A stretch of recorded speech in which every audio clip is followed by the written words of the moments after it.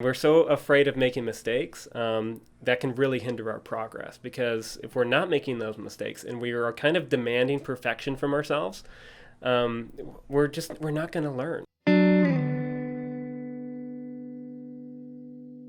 You could probably relate to this as far as one of the biggest challenges of learning a language is not only finding other people to practice with, but also remembering what we learn, right? And I think it's probably happened to all of us, to where maybe we watched a video, maybe we just had a conversation, or maybe we are just going through flashcards or vocabulary lists, and just 2 or 3 days later, we forget what we learned. And this is actually backed up by statistics. And so a book that I commonly refer to is Unlimited Memory by Kevin Horsley. But one of the things that he says in that book is, on average, if you learn a new piece of information today, you'll only remember about 54% of that information tomorrow, just in a single day. And it becomes less and less really quick. And so by the end of 28 days, you can only retain about 18% of that new information that you took in. Today is basically going to be ways that we can really reduce that, so we can remember more what we learn and really make best use of our time when it comes to learning a new language, and in this case, sign language. And so we all have limited time, and I think that's probably another big challenge for many of us, is making best use of our time so we can kind of speed up the entire language learning process, because we want to get to that end result, that to be fluent, to be comfortable, to say what we want when we want. And so that's why we'll be going over ways that we can actually really improve our memory. And that's one thing that we kind of tell ourselves, is that memory is a trait. I either have a good memory or I have a bad memory. But another thing that's really interesting is that memory isn't actually a trait. It's a skill. And it is something that can be trained. And Kevin Horsley's like a really good example of that, because he's somebody that challenged himself, and he wanted to get the Guinness World Book of Records for memorizing the most digits of pi. And, it's 3.14159.256, and it just goes on and on and on and on. And so what he did is he ended up combining lots of different memory tactics or techniques to be able to memorize up to 10,000 digits of that number. And so somebody could, snap their fingers and say, okay, what was digit 5,000? And he could pull out that number and be accurate. And so it was something that he was able to train himself to do. And that's something that I think is the first step, is knowing that we can actually train our memory to become better. Overall theme, again, is just trying to make best of use of our time and to be able to improve our memory so we forget less, remember more, and so we can more quickly be able to communicate. And so I'm going to break this up into 2 segments. The first one is going to be going over deliberate study. And this is probably the way that we're most comfortable, or we're most used to learning a language. Vocabulary lists, flashcards, ways of repeating words again and again and again. And it's just kind of that repetition. And what we really want to get deep into is, how to make that more effective, but also what's a better way of approaching it. And that second segment is called Interleaving learning, and might sound a little odd and might be the first time you've heard of it, but it's actually a really, really effective way of learning a new language. And so the first one we'll just dive right into is, how do we make deliberate study more effective and more efficient? We're going to do this in 3 ways. And so I'm going to mention a notebook, being creative or making a picture out of things, and using spaced repetition. So that first one is a notebook. And this is probably something that you already have. So many students I encourage to keep track of the words that they've been learning. And so it's important to have that list, but also to make that list more effective is to really attach as much information to what you're learning as possible. Sometimes we have a tendency of just making it a word list, right? And, a day or 2 goes by and we might look at our list and we'll look at it and we forgot how to sign it. What can help is adding a little more information to it. And you could do this a couple ways. You could use the home parameters, the hand shape, orientation, location, movement, and expression. And so you could go through the 5 parameters and you can explain what that sign looks like, the movements, the expression, the location, and the orientation, and all of those things. And that can be really helpful. But actually what can be even more effective is if we draw a little picture. And I'll just give you a quick example. Do we know what this sign is? So it can have a few English words, right? It can mean connection. It can mean relationship. It can mean unity.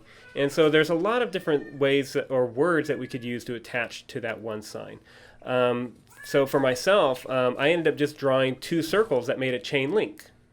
And so for me, that was a quick way to kind of write that if I'm glossing something out, and instead of writing out the word unity or relationship or chain link or something like that, I just draw those 2 little circles that were connected.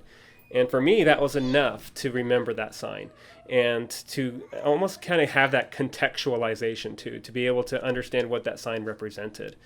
And, there's many signs that we could do that with. And like another one, this sign, match, machine, harmony, and that sign can mean a lot of different things too. But sometimes I know some people that draw puzzle pieces, 2 puzzle pieces coming together, and they match perfectly. And that can be a really powerful way to create that mental image of what that sign is, how it's signed, and everything else. And that can be much more effective than just writing the word match or connect or relationship. And just little things here and there. It doesn't have to be this elaborate drawing. We can be terrible artists, but we can just draw 2 little circles connecting, or whatever it is that can kind of be that little reminder of what that sign is and what it looks like. And so that can be different for many of us. So that's just one way that we can really utilize that notebook a little bit better. And a little bit more on that visualization.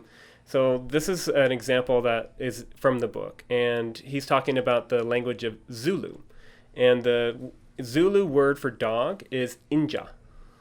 Inja. And for himself, he's thinking of like, well, what does that remind me of? And he's thinking, okay, it sounds like injured. Injured dog. And he's like, okay, so now I have this mental image of this injured dog maybe hobbling down the road. And now it's going to be really hard to forget inja. Okay, that's the Zulu word for dog. And it can really help solidify that in our memory. And again, this is studies back this up. And let me see if I can find the statistic. After 3 days, we will tend to only remember about 10% of information if we just write it down. No pictures, nothing. So 10%, that's hardly anything. We forgot the whole thing 3 days from now. And I think that's something that we've all experienced. But if you were able to add some kind of picture, some kind of visualization, you'll remember 65%. That's huge. And, I bet you 3 days from now, you'll probably still remember inja. You'll probably still remember connection, maybe that puzzle piece of match. And just having some sort of way to visualize the signs that you're using, and you can combine that with the notebook you already have. And these really can start to become powerful tools that can build off of one another. Now, the third thing is spaced repetition. It's that deliberate approach of I'm going to learn, maybe 10 signs, and then I'm going to review it, and then I'm going to review it. If we don't review it at all, we're going to forget just about everything really quick. And so this is another thing, side point. 2 years after high school's finished, we only retain about 3 weeks worth of lessons. Only after 2 years. And it's really crazy, like how much information that we put into our minds that gets lost because we don't go back to it. We don't review it. And so if we don't come back to it, it can really fade out of our memories really quickly. And so spaced repetition is there to kind of combat that. And so basically what it is you learn a new piece of information. Maybe it's 5 or 10 signs that you learned today. And so what you're going to do is you're going to review that information a lot and frequently, and then over time you review it less and less. And we do this all the time. Like think of a phone number. You get a new cell phone number, and if somebody tells it to you and you have those 7 digits to remember, you can probably relay that information back right there on the spot.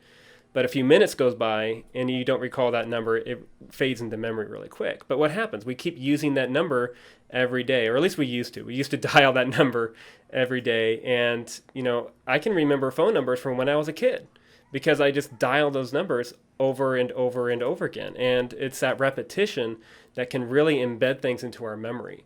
And so the way that we could use spaced repetition for learning sign language is, say we learn a sign today. Let's say this was a new sign. I learned match today.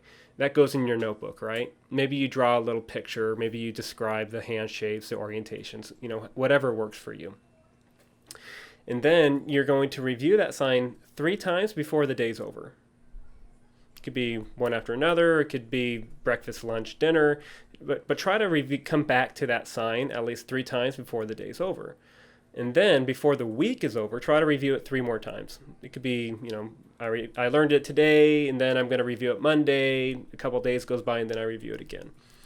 And then try to review it 3 times in that first month. And you can notice that frequency is getting bigger and bigger and bigger. So, 3 times the first day, 3 times the first week, 3 times the first month, and then you only have to review it every once in a while, and you'll be able to recall that information. But if you don't review it at all, it will fade away. And I think many of us maybe, think of math class. I think we all took algebra at some point, and how many of us can remember like what the equation was for a slope? M equals yx plus b. Anybody remember that? Maybe advanced algebra and the quadratic equation, x equals negative b plus or minus. And like those things are just fade into memory because we don't use it. And memory tricks can go a long ways. And didn't have this in my notes, but like the quadratic equation, it's a mess. Like if you have to try to memorize that. But I had an algebra teacher in like, I don't know, 10th grade maybe. So this is 20 something years ago. And they turned that equation into a song. Super silly song, but it's like x equals negative b plus or minus square root 4ac minus 4b all over 2a. And it's like, it's a silly little jingle, but it's branded in my brain. And like we can do that with little pieces of information, and we can do that with sign language too. And whether it's in the word inja in Zulu for dog, or if it's Johnni, there's this Japanese phrase her friends taught her. It was don't touch the mashti. And for her, it sounded like don't touch the mustache. And do you remember, what was that? What did it mean again? I'm hungry. I forget the meaning, but it's those little things. Like it's something that can trigger what that sign was, and we can do that with all kinds of signs too. Relationship, match. I had one student that was having a hard time with the sign for go, and it kind of looks like it's just kind of going off your shoulder at a diagonal. And we must have practiced that for 5-10 minutes. And then I was like, well, just, picture the squid on the corner of your shoulder and just kind of squirts away. And that stuck. And like weeks later, she's like, okay, squid goes away. It goes. Oh. And so like we can do that with all kinds of signs. Some of them are pretty obvious. Like, like you have a jellyfish. But basically it's just being creative. And the more creative we can be, the better, right? And this is one thing that we can really do to help that deliberate study be more effective.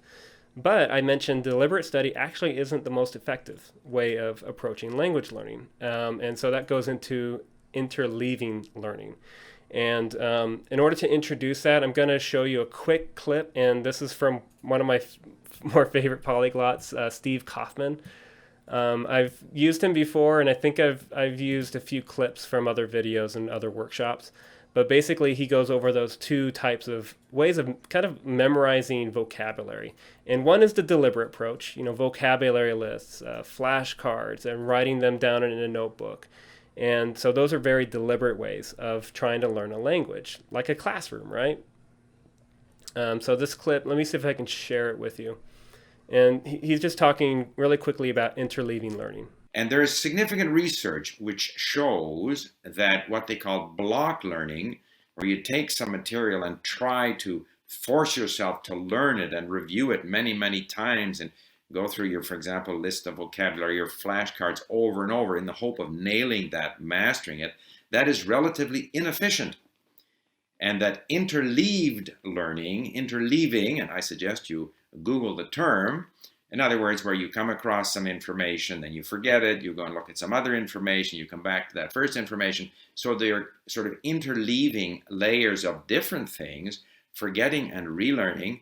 actually enables you to learn things better. That there's very quickly the sort of law of diminishing returns sets in when we're trying deliberately to learn something. It's no longer fresh for our brain, and the brain basically pushes back.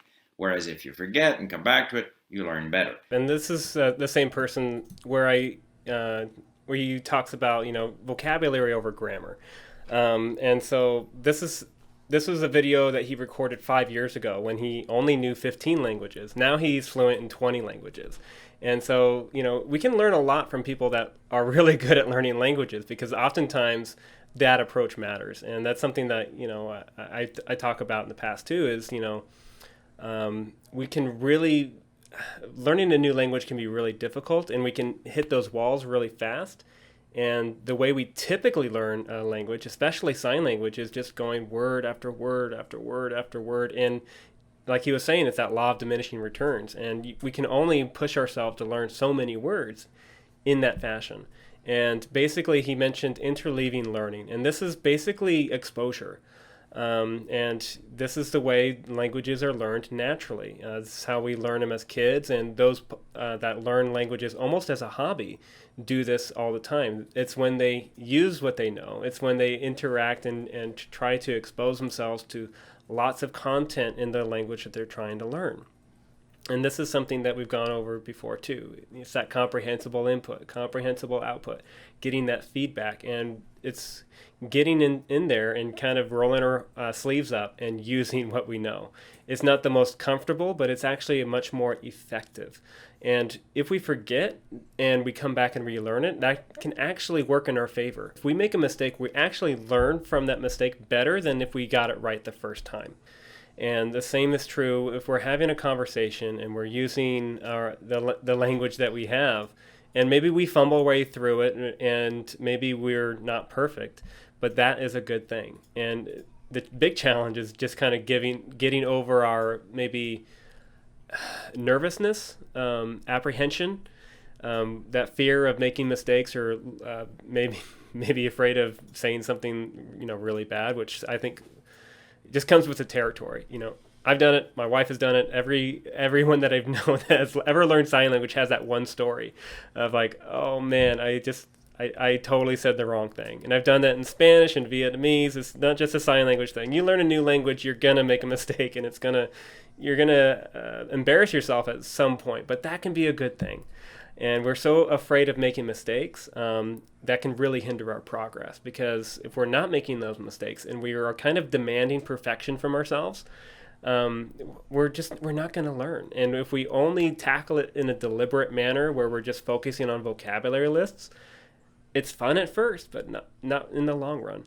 And that's what you just get so much more mileage out of using that interleaving learning approach. And they could be called different things. You can call it comprehensible input, you could call it just using what you know, but it's just getting in there, using the language and doing the best you can. And so it kind of goes back to that memory.